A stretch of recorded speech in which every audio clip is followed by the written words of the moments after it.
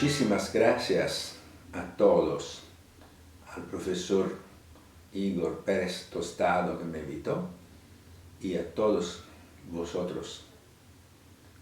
En 1999 identifiqué dos retratos de Lamport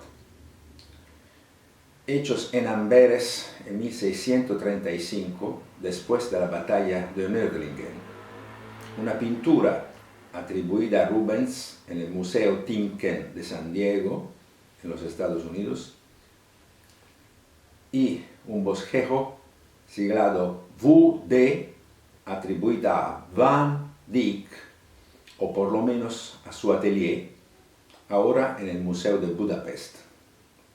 Sobre el mismo tema, escribí un artículo un año más tarde, traducido al húngaro, y publicado junto con el original en italiano en el Boletín del Museum de Budapest, reiterando declaraciones anteriores y añadiendo un poco de información, como la comparación con dibujos y copias de retrato de Rubens. Mi identificación, confirmada por la lectura de algunos monogramas escritos en el bosquejo de Budapest, se basa sobre una reconstrucción de carácter general que considera un amplio conjunto de elementos. De hecho, la posibilidad de identificación del retrato del personaje, a pesar del apoyo de los monogramas, se confirma en el que precisamente este personaje está presente en Amberes en el mismo año, incluso en aquellos días después de haber jugado un papel de liderazgo en un evento importante como la batalla de Nördlingen, un evento en el cual ha sido implicado personalmente Rubens, quien fue el encargado de organizar las celebraciones en Amberes para los ganadores de la batalla y que hizo algunas pinturas sobre este argumento. Es importante también la presencia en el esbozo de un prelado que tiene similitudes obvias con De La Faye, gran matemático de Amberes y maestro de Lamport, representado por el propio Van Dyck en 1629 en un famoso cuadro hoy en Bruselas. Por tanto, la congruencia de todos estos aspectos debe ser considerada como parte de la interpretación y decodificación de las dos pinturas. Mi interpretación ha recibido elogios y fue aceptada con una serie de comentarios positivos. En contraste con todo esto, un erudito holandés, Eckhart, negó brutalmente la identificación con Lamport y también la atribución a Van Dyck del bosquejo en una contribución de 2011, ignorando la reconstrucción general de la historia, sin conocer ni el libro La espada y la cruz ni otras publicaciones que nosotros y otros han dedicado a William Lamport, y considerando solo el artículo de 1999, Eckhart rechaza en dos palabras la lectura de los monogramas, considerada descabellada, y afirma categóricamente que las que yo he leído como palabras son de hecho hebillas de un cinturón, un símbolo que se puede encontrar entre miles de otras imágenes en el gran mar de los símbolos heráldicos, aunque honestamente no es muy frecuente. Eckhart atribuye el esbozo a un ayudante de Rubens, Diepenbeek, e identifica de manera puramente hipotética uno de los dos individuos y el otro, afirmando que un miembro genérico, ¿quién?, de la familia de la Margel es representado, ya que el escudo heráldico en el esbozo coincide, o coincidiría, exactamente con el blasón de la misma familia, tallado en las paredes del castillo de Hilden. La hipótesis de Diepenbeek nació a partir de una frase extemporánea de un profesor que se llama Schneider, una nota que el historiador del arte escribió sobre una foto que se conserva en La Haya, en un año no especificado entre 1930 y 1940, lo que, por supuesto, no ha recibido el consenso mínimo de ninguno durante 80 años, no solo en los numerosos estudios sobre Van Dyck, sino en las monografías dedicadas al propio Diepenbeek. Se podría decir que Hofstede se opuso en 1988 al coro de los que están convencidos que el dibujo es de Van Dyck. De hecho, el historiador, en una página pequeña, solo escribí que el dibujo no es del gran pintor de Amberes, nada más. Sin embargo, incluso usted no ha tomado la idea de la atribución a Van Diepenbeck, y sus argumentos en contra de Van Dyck no descartan que alguien de sus estudios podría haber realizado el esbozo. Igualmente, el último catálogo de las obras de Van Dyck, aunque no recuerde el bosquejo entre las obras del autor, no comenta tampoco sobre su asignación, dejando abierta la pregunta ¿cuál sería el autor? En resumen, no hay nada en la literatura sobre el tema que valida la atribución a Diepenbeck o la lectura de las imágenes propuestas por Eckert. Quizás se podría decir que una restauración del esbozo confirmaría indirectamente la interpretación de las letras de la pantalla como imágenes, pero esto es el resultado de una mala restauración. La restauración del esbozo, aunque sea digna, se ha hecho a veces de una manera cuestionable, con una remodelación arbitraria de las letras del esbozo desfiguradas y ilegalmente reescritas para parecerse a círculos regulares decorativos y no letras. De la misma opinión son otros paleógrafos muy expertos que evaluaron y aprobaron nuestra hipótesis. La hipótesis de Eckert no convence ni es bien argumentada. Sin embargo, me gustaría añadir otro. Aparte de la debilidad de su pueblo, me parece que Eckert carece de un fondo histórico en el que apoyarse. Yo invito a reconsiderar un tema que ya he reportado en 1999 y 2000, pero que no ha sido considerado con atención. Entre los papeles de Lamport conservados en la Biblioteca Cervantina de Monterrey, México, hay una copia del letrero de su retrato. Un retrato como el que vemos en el esbozo de Budapest, donde hay un papel donde escribir el letrero.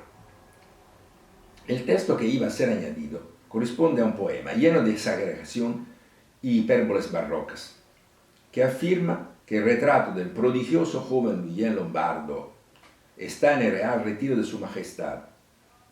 Aprendemos de los versos que la victoria de Nördlingen, obtenida por el consejo de Lamport, es la más espléndida ilustración de su fama. Nördlingen es testigo por donde ti dispuestos escuadrones mataste el enemigo. Y que el joven tenía casi 24 años de edad. Y lo que más admira, que sin llegar a 24 años, dichosamente viva. Esto quiere decir, en otras palabras, que Lamport había encargado a un pintor de hacerle un retrato cuando tenía 24 años y cuando su gloria estaba en su apogeo por el papel jugado en la batalla de Nördlingen. Es decir, Lamport hizo hacer su retrato en 1635, justo después de la batalla de Nördlingen, cuando Amberes celebraba la victoria con grandes fiestas organizadas por el pintor Rubens. Esa no me parece una noticia insignificante. En cuanto al análisis de los personajes representados en el dibujo, me gustaría reiterar que pretender que no son los que son no es correcto. Eckert habla de supuestas similitudes, pero tomar una actitud escéptica y menospreciar el criterio de la similitud como poco fiable no es sensato. Es claro que la similitud sola entre dos personajes no puede ser suficiente para identificar con certeza absoluta que siempre es la misma persona. Igualmente claro, y no debería haber ninguna razón para recordarlo, es que los historiadores del arte recurren continuamente a la comparación de imágenes de individuos similares, pero no iguales, en las representaciones de diferentes pintores, para obtener elementos útiles de evaluación que pueden confirmar informaciones de otro tipo. Como no dudamos de la identidad del retrato de Jan van Boever por Van Dyck y Rubens, a pesar de cierta fisionómica diferencia, como el diferente color del pelo, la presencia de la calvicie, la forma de las orejas, no se puede dudar de la identidad de Lamport representado por Van Dyck o su taller y Rubens. Vamos a empezar por la presencia en el bosquejo de una celebridad, el famoso matemático jesuita Jean-Charles de la Faye, una verdadera gloria de Amberes, que fue maestro de Lamport a San Isidro. No se puede ignorar la similitud entre el sacerdote, la grisaille, y de la Faye, un maestro de Lamport, ya retrato de Van Dyck. Por supuesto, hay pequeñas diferencias en la forma de la nariz y en la expresión, pero es bastante normal, ya que cada pintor puede realizar diferentes dibujos del mismo tema que no son idénticos entre sí. Y más tarde también réplicas en distintas pinturas que representan todavía siempre la misma persona en diferentes formas. Verdaderas variaciones sobre el tema.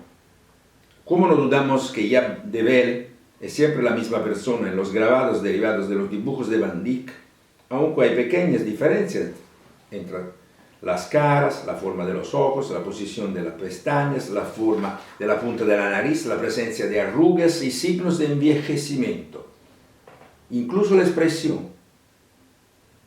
Así no se puede dudar que en el bosquejo de Budapest hay de la Falla. La alusión a de la Falla en el bosquejo se confirma a través de un detalle que no es fortuito, la presencia de una brújula en la mesa al lado del hombre, en alusión a su fama de geógrafo conocido, la misma que se puso de relieve en el retrato de Van Dyck en Bruselas con un sextante y un globo. Góstola escribió esto sobre este detalle. L'Emporte, en el bosquejo, está delante de su prestigioso profesor Jean-Charles de la Falla, matemático conocido. Esto sugiere la brújula colocada sobre la mesa del geógrafo. Ignorando todo, Eckhart afirma que de la Falla ya no vivía en Amberes en 1635, cuando se realizó el bosquejo, y en consecuencia no podía ser representado. Esta objeción no merece ni siquiera respuesta, ya que los pintores de todas las edades, y en especial Van Dyck, utilizaban dibujos preparatorios de sus cuadros, a su recogida en los cuadernos listos para ser consultados en caso necesario, incluso muchos años después de su primer proyecto. Venimos a la cuestión más importante, la similitud del joven representado en el bosquejo y en el cuadro de Rubens, un joven que es al mismo tiempo un estudiante y un capitán, exactamente como L'Emporte al tiempo de la batalla de Nürburgring. No es sabio pretender que no existe esa similitud y no buscar confirmación de obras contemporáneas de los años que tratamos. Quien lo hace, sin duda, puede encontrar algunas sorpresas. L'Emporte ha sido representado también en otras obras producidas en el círculo de Rubens, para celebrar el príncipe Fernando tras la victoria de Nürburgring. Como dijimos, el gran pintor conmemora la victoria en Amberes, junto con un equipo de colegas, pintando arcos triunfales, dibujos y pinturas, para celebrar la entrada del príncipe en la ciudad. Estas obras quedaron reflejadas en un volumen que contiene una serie de grabados de Theodor van Tulden a partir de bosquejos de Rubens, desarrollados en forma de diseño preparatorio y pinturas de diferentes artistas que ayudaron al gran maestro de Amberes. El Introitus Principis Ferdinandi, publicado en Amberes en 1635 y una otra vez reeditado en Amberes en 1642. Una nueva impresión con los grabados del color de acuarela.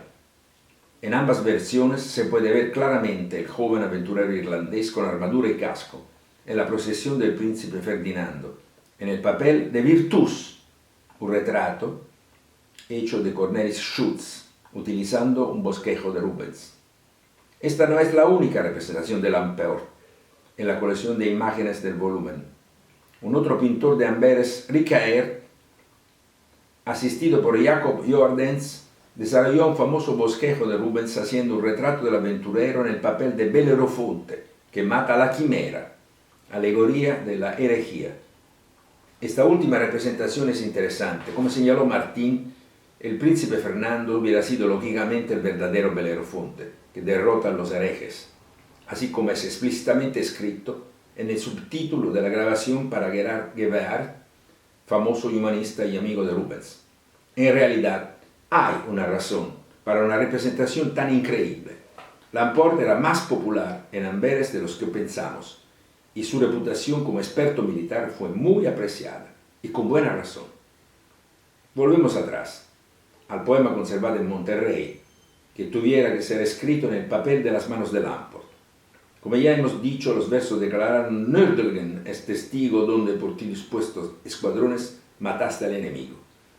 Varias veces en su memoria L'Emporte se alardea de haber contribuido a la victoria de Nürburgring, junto con su amo, el jesuita Francesco Antonio Camassa, gracias a su capacidad de organizar los escuadrones. Una afirmación considerada tan importante al punto de ser incluida aún en el pregón que anuncia la liberación de los indios y los esclavos de Lamport. Su reputación en el campo fue tan universalmente reconocida que el mismo Palafox en México le pidió consejo sobre este argumento. Esta reputación no era inmerecida. Podemos evaluarlo mediante el análisis de otro texto, en el manuscrito de Monterrey, un pequeño tratado titulado Cómo formar los escuadrones sin dilación. La obra sigue de cerca las ideas expresadas por Camassa en su tratado Tabla Universal para ordenar cualquier escuadrón, proponiendo separar rápidamente a los soldados sobre la base de cálculos matemáticos. Es posible mantener la eficacia de un grupo de hombres que también se reduce en número si la división se realiza de acuerdo a reglas matemáticas que aseguran la conservación de determinadas proporciones. A partir de este principio, sin embargo, Lamport introduce un nuevo elemento en comparación con Camassa, lo que le permite subvertir radicalmente la lógica de los regimientos españoles. La oportunidad de separar un grupo de soldados con armas de fuego, formando casi un pequeño ejército en el ejército. Esta unidad de élite consta solo de mosqueteros. Y no es casualidad. Era el problema del momento de asignar un papel estable a los soldados que utilizan el fusil, la nueva arma mortal que ahora había superado el arcabuz, anticuado y pesado, aunque sin suplantarlo definitivamente. Algunos países de Europa como Suecia o Francia estaban a la vanguardia en el uso de los mosqueteros, pero para la Armada española su presencia constituía un problema espinoso. Los españoles, sin embargo, eran muy tradicionalistas, peleando sobre todo con picas y espadas, limitando la utilización de las armas de fuego. Sin embargo, este conservadurismo fue derrotado varias veces en batalla frente a las técnicas de lucha de los suecos, y el mismo gran Wallenstein fue batido por los ejércitos de Gustavo Adolfo. Los suecos, de hecho, utilizaban los mosqueteros sin ahorro, colocándolos en 3 filas, de modo que había un poder de fuego continuo. Las 3 filas disparan en serie, dando paso a los soldados para recargar sus mosquetes y comenzar de inmediato. Frente a este poder de fuego, solo otros mosqueteros, bien protegidos por fortificaciones especiales, hubieran podido resistir. Lamport, naturalmente, no era el único que fomentaba el uso del fusil, y fue parte de una pequeña pero decidida minoría que trató en vano de cambiar el ejército ibérico. Su originalidad fue otra. Aplicando el método de Camassa y astutamente añadiendo algo que su maestro no había previsto o no se había atrevido a escribir, Lamport propuso escoger de los regimientos algunos mosqueteros, divisos con precisión aritmética, de manera que en cualquier momento, en medio de una batalla, ellos constituyen un pelotón propio, a pesar de que terminando la lucha todos regresen en su regimiento originario. Lamport afirma: un escuadrón grande o pequeño no ha menester más guarnición que 5 armas de fuego por cada costado, en derecho de cada hilera de picas. Y los que sobrasen, pocos o muchos, se pueden hacer mangas sueltas. Y si no sobrase más que para una manga, se puede asirla y poner la mano derecha, y sobrando para 2 mangas poner en cada lado una, y si sobran para 3, poner 2 al lado derecho y 1 al izquierdo, y así conforme. Esta brillante solución fue realmente decisiva en la batalla de Nördlingen. El papel de los mosqueteros fue de hecho un papel decisivo en la defensa de una colina estratégica que se llama Albuc. A pesar de la retórica que aún aflige a muchos eruditos nacionalistas y que estropea la reconstrucción oficial de eventos escritos tras el choque, la defensa de la colina no fue solo el mérito de las lanzas de los soldados españoles e italianos, sino de un grupo de 1.300 mosqueteros, un poco más de un millar según Aedo Gallard, 1.300 según el autor de la relación, respaldados por decenas de arcabuceros y obviamente por los cañones, un ejército en el ejército tal como lo describe Lamport en su tratado, protegidos por fuertes barreras de madera y piedra, con ranuras para cañones y rifles, trincheras improvisadas ideadas por Camassa. Los mosqueteros fueron un obstáculo muy difícil para los soldados suecos, que subieron la colina expuestos al fuego enemigo. Esto lo sabemos a través de las fuentes oficiales, aunque sean muy reticentes sobre el asunto y no hagan más que una mención de Camaza y de los mosqueteros. Las fuentes se olvidan de responder a una pregunta muy natural. ¿Por qué fueron enviados en la colina los mosqueteros? ¿Y cuáles fueron los criterios para separarlos de los regimientos de pertenencia? El envío de los mosqueteros es presentado por Aedo y Gaillard como una decisión improvisada, tomada por el príncipe Fernando, precedido por una iniciativa similar de Leganés. Según la relación, fue una decisión repentina del marqués de Leganés. Sin embargo, una exposición de los hechos de este tipo es desconcertante. Dislocar 1000 mosqueteros al rato es muy difícil, porque los mosqueteros no formaban un organismo autónomo y se dispersaban en los distintos regimientos, lo que significa que los soldados tuvieron que ser sacados de sus regimientos de pertenencia sin crear problemas a sus comandantes y sus compañeros. Y esto fue un verdadero rompecabezas. De hecho, cada tercio era como regla de 8 pelotones de lanceros y 2 de arquebuceros. Y en las dos últimas había algunos mosqueteros, mezclados a los arcabuceros, en una proporción normalmente no superior al 50%. Si la relación de lanceros y mosqueteros fue de 8 a 2 de cada 10, esto significa que las armas de fuego eran el 20% de todos los soldados. Teniendo en cuenta que había en el campo un poco más de 20.000 soldados, el ejército de Ferdinando, y que de acuerdo con los porcentajes que hemos indicado, solo el 20% eran arcabuceros y mosqueteros, es decir, alrededor 4.000, de los cuales solo 2.000 mosqueteros, los 1.300 hombres armados con fusiles que fueron enviados sobre el Albuc eran prácticamente la mitad de los mosqueteros disponibles. Sacarlos a los suyos regimientos significaba una disminución fuerte de la potencia de fuego, ya limitada, de la infantería, aunque algunos escuadrones de la caballería estaban armados con mosquetes o trabuco, como los lascones y coraceros, y podrían compensar un poco la pérdida. En cualquier caso, sacar mosqueteros era un problema. Los comandantes tenían que reequilibrar las fuerzas reordenando a los soldados restantes de otra manera. Esta compleja operación no se puede asignar a los generales de Fernando. Leganés, mencionado por la relación, no podía anular la autoridad del príncipe tomando decisiones sin consultar. En cuanto a los otros generales, ellos eran en gran parte contrarios a defender la colina, o inclinados a lo sumo en apoyar a los mosqueteros con los soldados de infantería con picas, con más experiencia.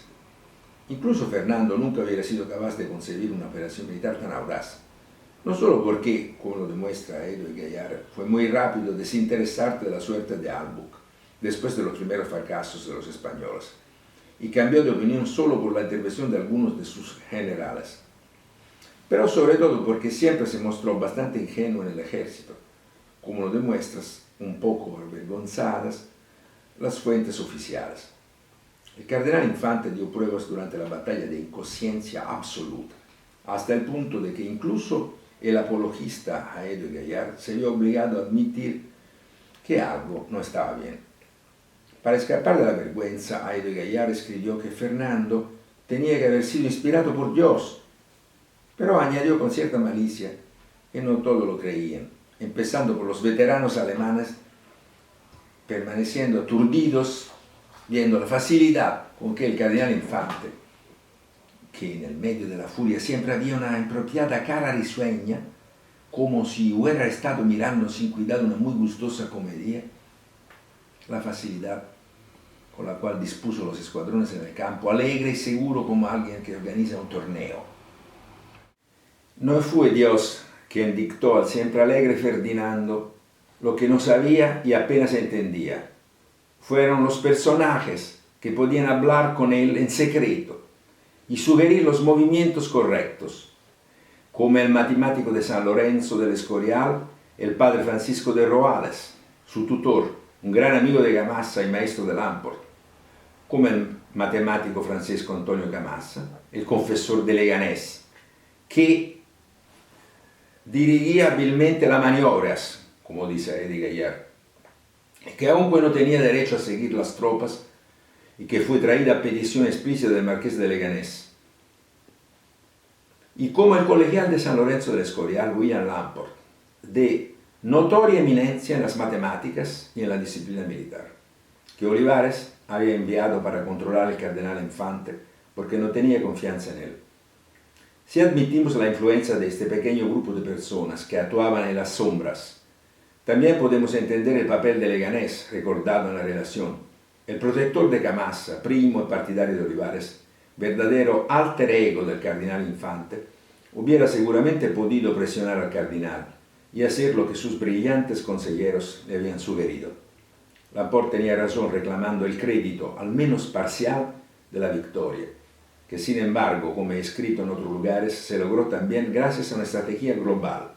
Por supuesto, los propios Camassas y Lamport no se limitaron a defender el Albuc, sino sugirieron de atacar al enemigo con la caballería astutamente en reserva, una estrategia muy diferente de la utilización de tercios tradicionales que querían los generales del Estado Mayor. Roales el sacerdote, Camassas el jesuita, como correspondía a su estado, se volvieron atrás y se callaron. Aunque el propio Felipe IV quiso ir a clase para escuchar Camassa después de Nördlingen. Leganés, aunque ampliamente elogiado por todos, no podía reclamar públicamente el crédito por la victoria a costa de sus colegas. Entonces era natural que Lamport hubiera sido considerado popularmente el único héroe y que se convirtió en el hombre del día en Amberes, la ciudad de su maestro, el jesuita de La Faye, la ciudad donde los jesuitas no dudaron en celebrar con gran sumas de dinero la venida de Fernando y su ejército, mediante la financiación de uno de los arcos de triunfo preparados por Rubens y sus ayudantes. Como vemos, no es extraño que Lamport ha sido representado dentro de estos arcos de triunfo, pintados por Rubens, y además en una pintura del mismo Rubens, ella que ahora es en el Museo Timken. No es extraño tampoco si reaparece en un bosquejo como el de Budapest junto a De La Faye. Y después su venida en Amberes, el irlandés se dedicará a inspeccionar las fortificaciones de la ciudad, tomando notas cuidadosamente para entender cómo funcionaban, como lo demuestra un pequeño tratado conservado en el manuscrito de Monterrey, varias veces mencionado. Escribe Lamport: esta ciudad de Amberes, al nivel del río cuando acoesado, pero cuando el decrecido está tan raso que por ninguno se puede entrar en ella. Y esto, para tener canales por toda la ciudad, uno los hay para 1000, como de todos. Tiene sus bocas al río con sus conclusos, por medio de los cuales se pueden cerrar y abrir, y estos para llenar los dichos canales. Abren los esclusos cuando comienza a crecer la mar, y pues, oxida la mar, llega el agua al nivel de la tierra, se cierran los canales, aunque se detienen las aguas y quedan llenas.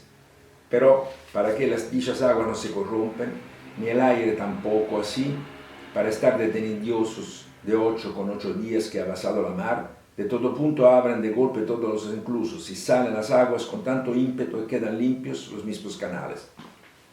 Un hombre tan astuto, de tal calidad y reputación, que no duerme en los laureles, y poco después de su triunfo público piensa de nuevo a la pelea, a las fortificaciones, a la ciudad que lo había jodido, era digno de ser recordado con admiración. El aventurero irlandés, típico representante de los irlandeses valientes, cubiertos de gloria en los Países Bajos, fue admirado no solo por su capacidad individual, sino por lo que representaba. Él era simbólicamente el jefe del ejército que el pueblo de Amberes hubiera gustado, un verdadero líder, en lugar de los generales pendencieros y a menudo incapaces de Fernando, que mostraron rápidamente sus límites perdiendo batallas sangrientas. No es casualidad que un ciudadano ilustre de Amberes, Pierre Rose, el político más poderoso en Flandes del momento, y confidente de Olivares, desolado escribió al conde Duque en 11 de marzo de 1638: sin un cambio radical de la estructura del comando militar, su majestad no va a sobrevivir en estas tierras. Ya el próximo agosto. Sería mucho mejor por el cardenal Infante fiarse de un experto maestre de campo, incluso si solo fuera un soldado de fortuna, que con tantas cabezas litigiosas y desacreditadas. Rose, el mejor hombre político de los innovadores en las clases dominantes de Flandes, sabía lo que decía y quería un comandante como Lamport, aunque fuera un soldado de fortuna carente de los títulos altisonantes de los comandantes que rodeaban Fernando. No es coincidencia que el mismo Rose luchó hasta el final, sin éxito, para aumentar significativamente el número de mosqueteros en los regimientos españoles. Y se opuso al propio Ferdinando por esto. Prueba de lo que el cardenal Infante era incapaz de comprender la novedad de las propuestas de hombres como Lamport y Camassa y de los mosqueteros. El aventurero irlandés había dejado un vacío que nadie era capaz de llenar. Lo que él representaba, más allá de sus méritos personales y su tendencia a exagerar sus méritos, ya era demasiado avanzado para una sociedad llena de frenos y contrastes como la española. Los intelectuales y políticos más progresistas y de mente abierta que España se había creado o recibidos desde el extranjero no pudieron renovar sus estructuras y sus vicios atávicos. Estas consideraciones nos llevan lejos y es el tiempo de volver a nuestro punto de partida, a partir del cual tal vez nos hemos desviado demasiado. Pidiendo disculpas al público por la larga digresión y recuperando las filas del discurso inicial, nos preguntamos, sine ira ac studio, ¿cómo se puede pretender que no existe la convergencia de análisis histórica y iconográfica y de la lectura de los monogramas del Bosquello de Budapest y de la historia total que nos hemos dicho? Quien ha tenido la paciencia de seguir con nosotros estará de acuerdo con nosotros. Tout se tient. Y no será difícil por él admitir que negar la realidad y construir castillos en el aire no es el costumbre de los sabios.